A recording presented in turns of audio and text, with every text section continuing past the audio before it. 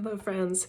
I am just in between some private sessions this morning, and then I have more in the afternoon. But I just wanted to send a quick note that one of the things that's coming up for quite a few of us is we feel drawn into activities and movements and whether it's the anti-vax versus vaccination community or vaccination passport or political in other ways, a lot of us feel like we almost don't have a choice in getting involved in things. And a lot of times we come to a space within self that says, well, we have to do something. And that's what the radicalization of those movements want us to feel. And it's really pulling a lot of us out of the center of a position. And the center to me energetically looks like somebody that can see both sides of an issue, can appreciate the nuance, can not only doesn't want to oversimplify a very complex topic, but appreciates anyone that is not trying to oversimplify a very, very complex topic. And we really, because I put myself in this ability too. When somebody like you and maybe me and maybe you can see all sides of an issue, it's almost like we are disregarded because the radicalization and the propaganda on all sides of some of these very polarizing issues make us feel like we are not of service and we are not committed to a position. And it makes us feel like it's insufficient and inadequate to be in the center, able and willing to see all sides of an issue, and also willing to be in the center because we don't know how things will go. And we're not certain that there is one right outcome or one right path to an ideal outcome.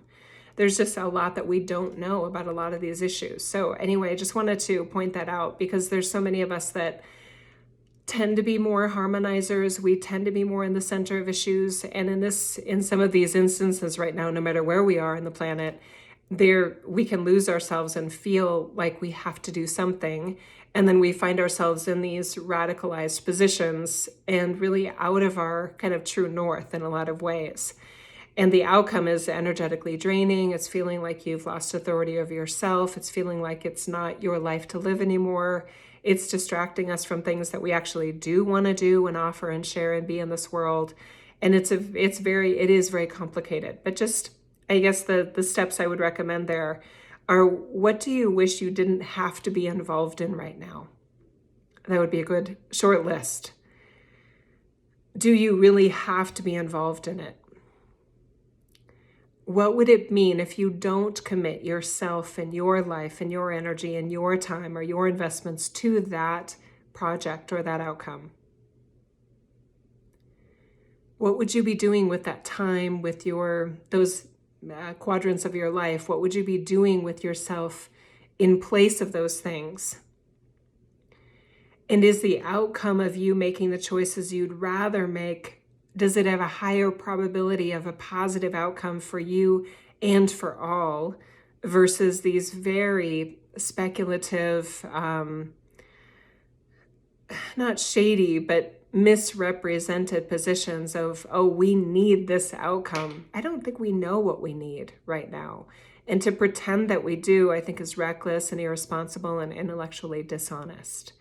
And it's leading people to make sacrifices of who and what they are and how they share themselves in this world in ways that they never would have imagined finding themselves in.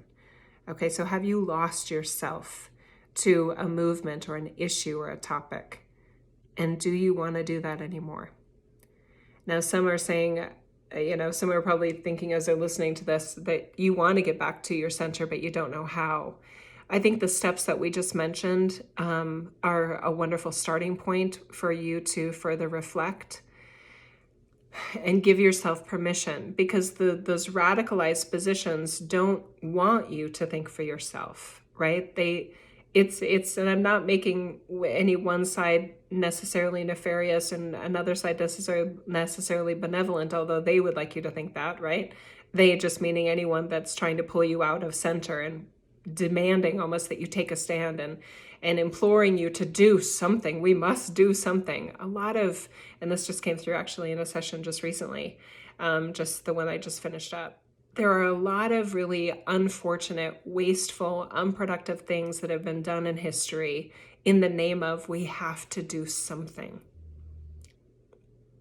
Okay? So doing nothing doesn't always make the situation work, or excuse me, doing nothing doesn't always make the situation worse, and doing something doesn't always make the situation better. And what is lost by devoting yourself or devoting a huge portion of your life to something with dubious promises is something to consider as well. Okay, so sorry, this was longer than I thought it would be. There was more there than I imagined at first. So anyway, I love you.